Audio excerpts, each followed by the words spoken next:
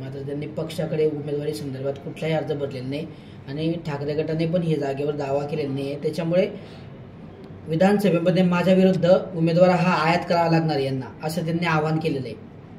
गुलाबराव पाटील ही दिशाभूल करण्याचं काम करताय। मी राष्ट्रवादी काँग्रेस शरदचंद्र पवार गटाकडे रितसर उमेदवारी अर्ज दाखल केलेला आहे। हा घ्या पुरावा, हा पुरावा आहे समोर। मी रितसर डीडी भरलेला आहे, फॉर्म उमेदवारी अर्ज भरलेला आहे, त्यामुळे माझी उमेदवारी ही निश्चित आहे।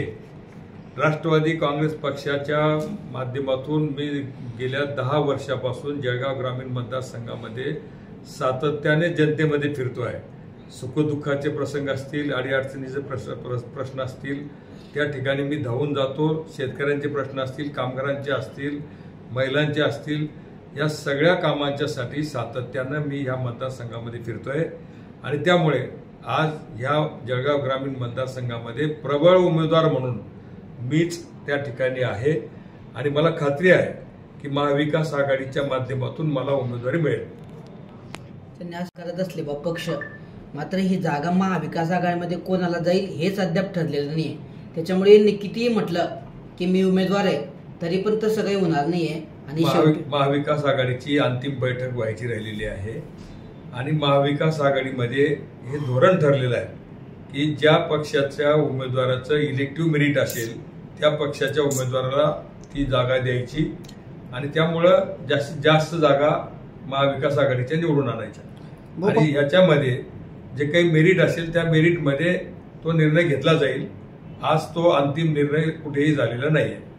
आयात उमेदवार असेल असं काय म्हणतात? आयात उमेदवाराचा संबंध नाही आहे। ते जे इच्छुक उमेदवार आम्ही आहोत आमच्यामधूनच मेरिट बघून त्या ठिकाणी उमेदवारी दिली। साहेब, त्यांनी तुमचं नाव न घेता तुम्ही उबाटाकडून आयात केले जाणार असं त्यांनी म्हटलंय। असं आहे, आयात करण्याचा विषय येत नाही।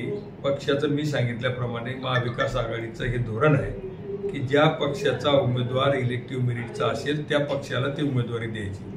आता आमच्यामध्ये मी उमेदवार आहे, उमेदवारी अर्ज दाखल केलेला आहे।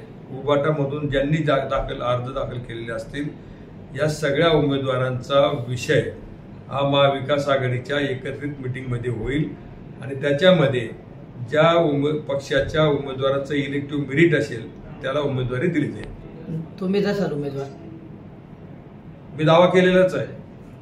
अशा ठिकाणी त्यांनी मात्र ग्रामीणला त्यांनी ही जागा राष्ट्रवादीला नाहीच। राष्ट्रवादीकडे कोण उमेदवार आहे नाव सांगावं, फॉर्म भरलाय का त्यांनी डिक्लेअर करावं? नाही, ही जागा जळगाव ग्रामीण शिवसेनेची उभाटाची, पण उनके पास आदमी नाही भैया, अशी परिस्थिती आहे। गुलाबराव देवकर मतदारसंघात फिरताय, संपर्क वाढवताय, नेमकं मग एकीकडे तुम्ही म्हणताय की राष्ट्रवादीला नाही, गुलाबराव तर 3 फिरताय, एक गुलाबराव पाटील, एक गुलाबराव देवकर आप्पा आणि एक गुलाबरावजी वाघ।